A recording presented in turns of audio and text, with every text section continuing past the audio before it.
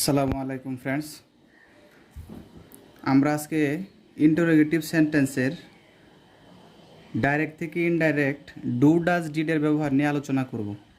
গত ক্লাসে আমরা ইন্টারোগেটিভ সেন্টেন্সকে ডাব্লিউএস যুক্ত ইন্টারোগেটিভ সেন্টেন্সকে কিভাবে ডাইরেক্ট থেকে ইনডাইরেক্টে নিতে হয় সেটা শিখেছিলাম। আজকে আমরা শিখব কিভাবে ডু ডাজ যুক্ত ইন্টারোগেটিভ সেন্টেন্সকে ডাইরেক্ট থেকে ইনডাইরেক্টে নিতে হয়। সেক্ষেত্রে আমাদেরকে একটা যদি সেন্টেন্স লিখি, হি told me, সে আমাকে বলল,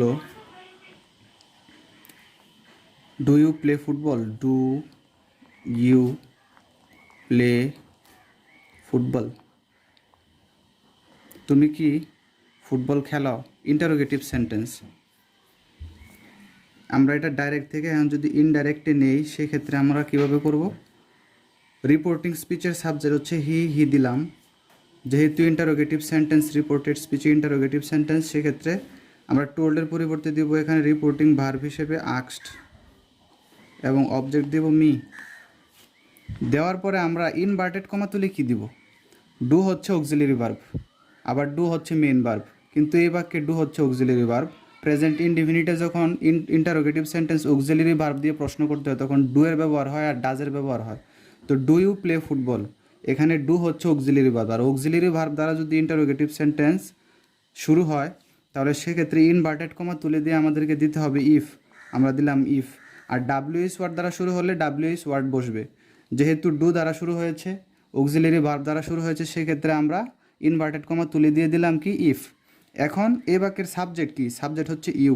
ইউ কোন পার্সন? ইউ হচ্ছে সেকেন্ড পার্সন। সেকেন্ড পার্সন কী হিসেবে চেঞ্জ? এই যে রিপোর্টিং স্পিচ আছে, এই রিপোর্টিং স্পিচের অবজেক্ট অনুসারে চেঞ্জ। তাহলে অবজেক্ট আছে মি।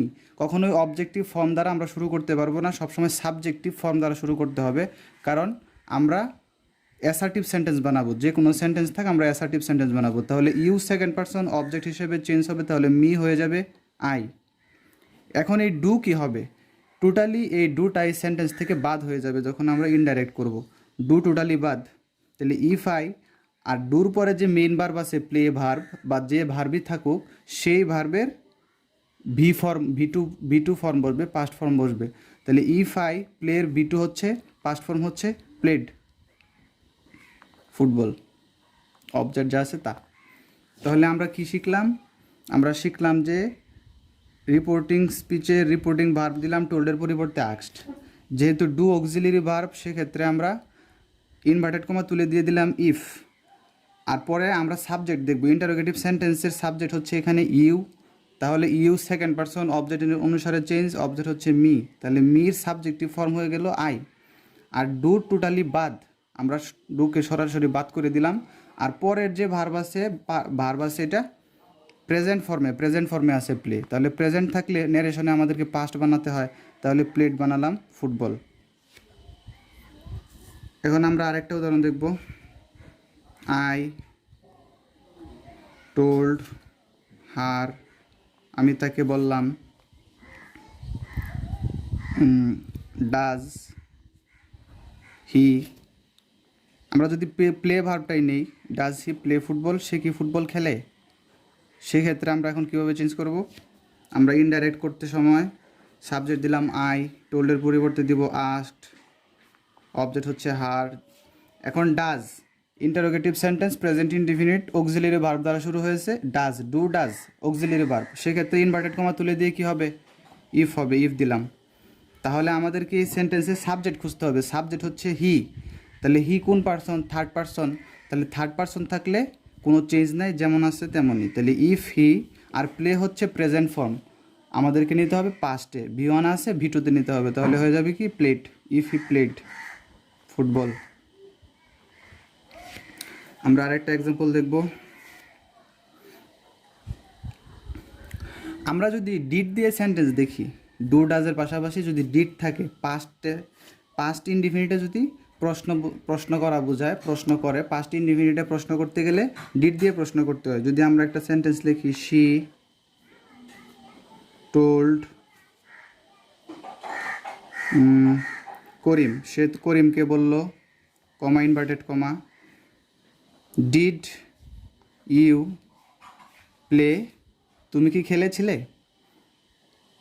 তাহলে ডিড আছে মানে পাস্ট ইনডিফিনিট টেন্সে প্রশ্ন করা হলো, ডিড ইউ প্লে, তুমি কি খেলেছিলে।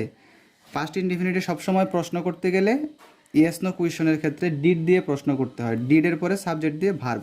তাহলে আমরা যদি এটাকে ইনডাইরেক্টে নেই তাহলে কি হবে, শি। টোল্ডের পরিবর্তে কি হবে, আস্কড। করিম হচ্ছে অবজেক্ট। এখন did auxiliary verb, auxiliary verb দ্বারা যদি শুরু হয় রিপোর্টেড স্পিচ, যদি অক্সিলারি ভার্ব দ্বারা শুরু হয়, সব অক্সিলারি দ্বারা শুরু হলে যে কোনো অক্সিলারি দ্বারাই শুরু হোক না কেন আমাদেরকে ইনভার্টেড কমা তুলে দিয়ে সব সময় দিতে হবে কি, ইফ। দিলাম ইফ। তাহলে এই সেন্টেন্সের এখন সাবজেক্ট খুঁজতে হবে, সাবজেক্টকে ইউ।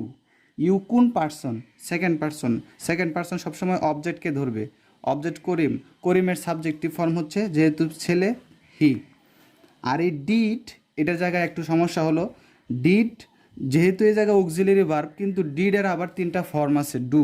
ফর্মগুলো যদি আমরা দেখি, ডু হলো এটার প্রেজেন্ট ফর্ম, এটার পাস্ট ফর্ম হলো ডিড, পাস্ট পার্টিসিপল হলো ডান, এটা হচ্ছে V1, এটা হচ্ছে V2, এটা হচ্ছে V3। তাহলে ন্যারেশনে যখন আমরা ডাইরেক্ট থেকে ইনডাইরেক্ট করব, যদি আমাদের কোনো ভার্বের V2 থাকে, পাস্ট ফর্ম থাকে, তাহলে নিয়ম হলো V2 থাকলে আমরা দিব হেডের সাথে V3 দিব, হেডের সাথে কি দিব, V3 দিব। V2 থাকলে হেডের সাথে V3 দিব। তাহলে ডিড যেহেতু V2, তাহলে আমাদেরকে দিতে হবে এই জায়গার হেড, আর পরের যে মেন ভার্ব আছে সেই মেন ভার্বের V3 form past participle form. তাহলে প্লে ভার্বের পাস্ট পার্টিসিপল ফর্ম হচ্ছে প্লেড। তাহলে আমাদের এই সেন্টেন্স কমপ্লিট হয়ে গেল।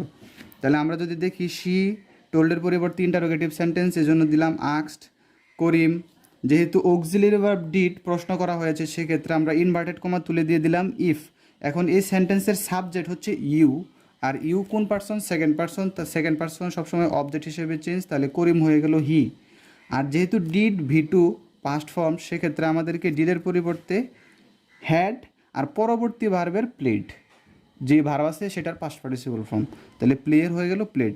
তাহলে আজকের যে আলোচনাটা আমরা করলাম, সেই আলোচনা থেকে যদি আমরা আবার একটু রিপিট করি, সেটা হচ্ছে যদি ডু ডাজ দ্বারা কোনো সেন্টেন্স শুরু হয় ডাইরেক্টে, ইন্টারোগেটিভ সেন্টেন্স ডু ডাজ দ্বারা যদি শুরু হয়, তাহলে ডু ডাজটা টোটালি বাদ, ডুডাসকে আমরা বাদ দিব। আর ডুডাস অক্সিলারি ভার্ব, সেক্ষেত্রে আমরা ইনভার্টেড কমা তুলে দিয়ে দিব ইফ। ইফ দিব, ইফ দেওয়ার পরে আমরা সেন্টেন্সের সাবজেক্ট খুঁজব, সাবজেক্ট দেখব, সাবজেক্ট দেখার পরে সাবজেক্টকে চেঞ্জ করব, যে পার্সন সেই পার্সন অনুসারে। যদি ফার্স্ট পার্সন হয় রিপোর্টিং স্পিচের সাবজেক্ট অনুসারে, যদি সেকেন্ড পার্সন হয় তাহলে অবজেক্ট অনুসারে, আর থার্ড পার্সন হলে কোনো চেঞ্জ নাই। সেক্ষেত্রে আমরা সাবজেক্ট নির্ধারণ করার পরে ডুডাসকে টোটালি বাদ দিব, পরের যে ভার্ব আছে সেই ভার্ব যদি প্রেজেন্টে থাকে তাহলে পাস্ট দিব, যদি পাস্টে থাকে তাহলে দিব হ্যাড প্লাস V3। আর ডিডের ক্ষেত্রে, ডিড যেহেতু নিজেই একটা মেন ভার্ব আবার অক্সিলারি ভার্ব, সেক্ষেত্রে ডিডের ক্ষেত্রে নিয়ম হচ্ছে ডিডের জন্য হ্যাড, আর পরবর্তী ভার্বের জন্য যে পরবর্তী যে ভার্বটা থাকবে ডিডের সাবজেক্টের পরে, সেটার জন্য আমরা দিব পাস্ট পার্টিসিপল ফর্ম V3।